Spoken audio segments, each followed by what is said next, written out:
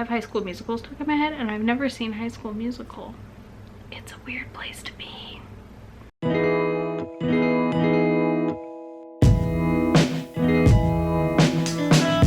Hello friends and enemies, welcome back to Happy For Now.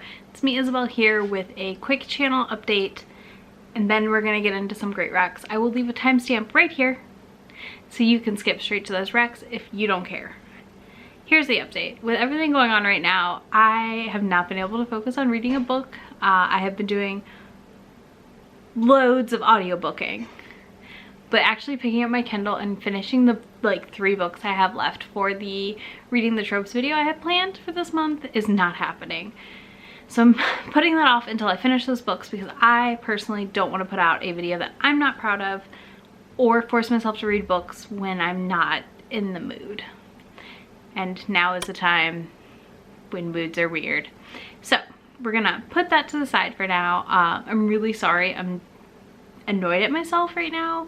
I may try a different trope here, I don't know yet.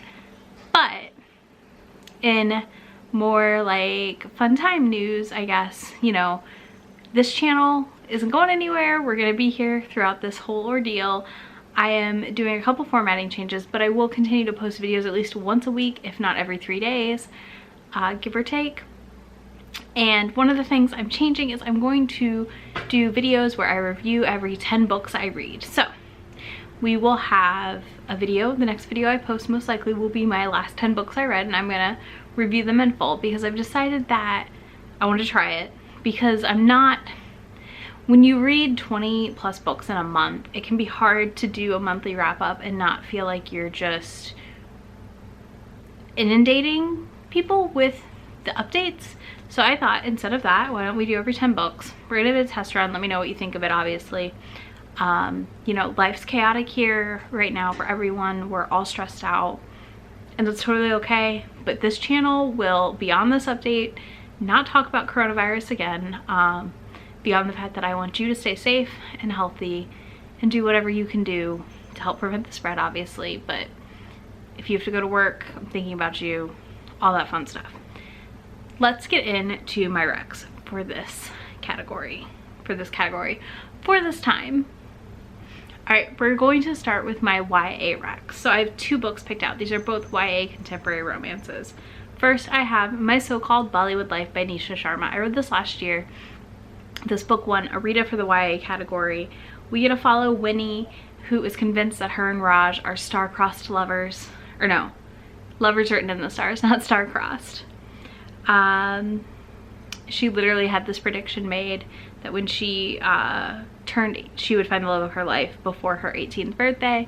So she's like on the hunt. She fully believes in this and is gonna find him, and she's convinced it's this guy Raj. Things go awry, lots of stuff happens, lots of awesome Bollywood movie recommendations happen, and it is just so delightful. Oh my gosh, I loved this book. It was so cute, and I left it just like feeling very immersed in Indian culture in a great way, and Nisha Sharma wrote an utterly delightful tale. Next, we have one that I still need to review on Goodreads. I was delaying my review 3 months because of the Macmillan embargo, but that's gone, so now I can post my review today.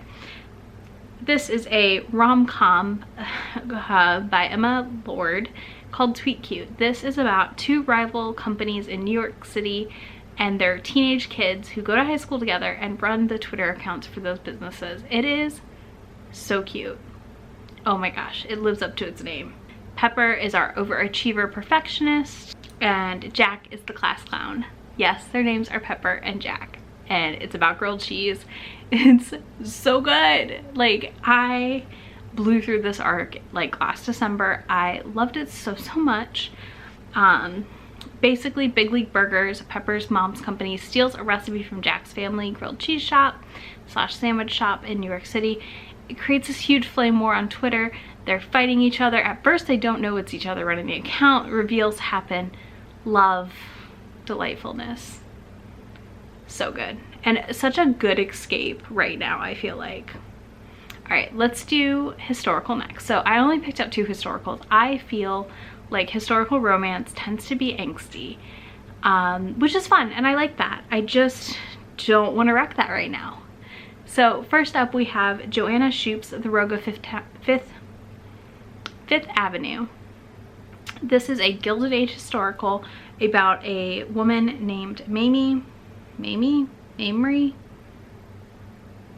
Green and her family's lawyer Frank, who basically pulled himself up from the slums into this position as a lawyer, and is kind of faking his class, like what he comes from. And Mamie is constantly going to the slums and trying to help women that are struggling there, and Frank and her butt heads a lot.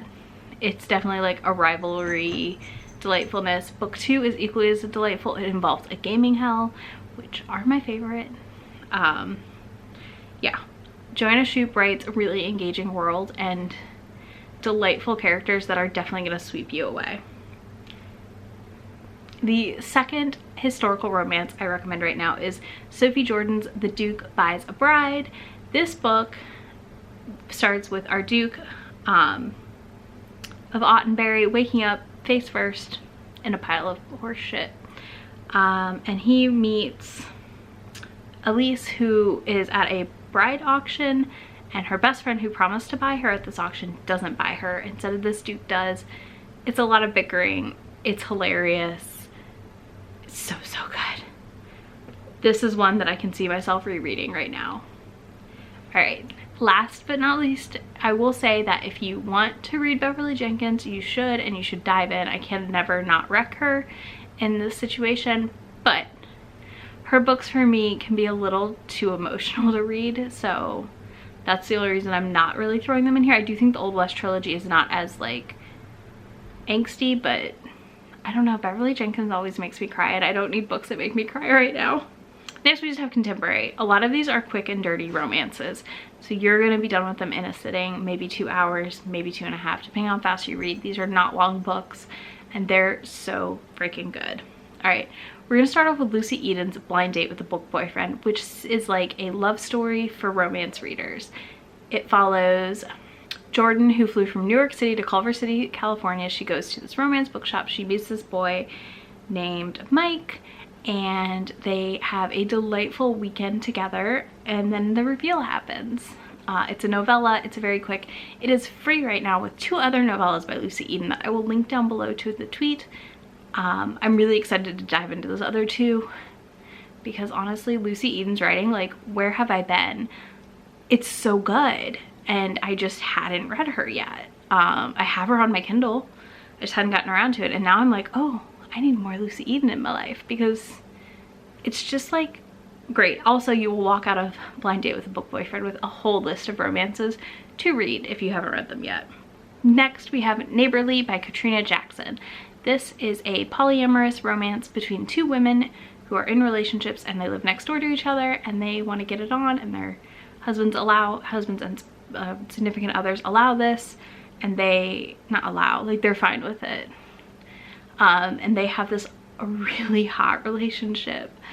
This book is steamy. Like, you're gonna be blushing if you're reading this around like your kids, so maybe don't do that.